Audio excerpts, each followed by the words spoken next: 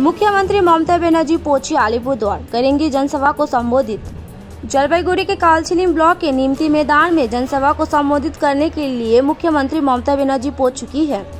अलीपुरद्वार लोकसभा प्रत्याशी प्रकाश सिंह बराई के समर्थक में मुख्यमंत्री ममता बनर्जी जनसभा को संबोधित करेगी।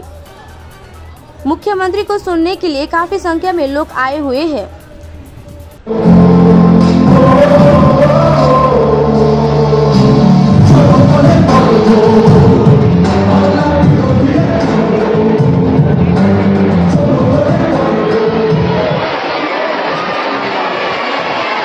সবাই উদ্বোধনীর মধ্য দিয়ে আমাদের সকলের প্রিয় নেত্রী, আমাদের আশা ভরসা, বাংলার 11 কোটি মানুষের ভরসা, আমাদের বিশ্বাস মাননীয় মুখ্যমন্ত্রী, জননেত্রী, দেশনেত্রী মুখ্যমন্ত্রী মমতা বন্দ্যোপাধ্যায়কে উদ্বোধনীর মধ্য দিয়ে সবাই স্বাগত জানানোর জন্য অনুরোধ করছি।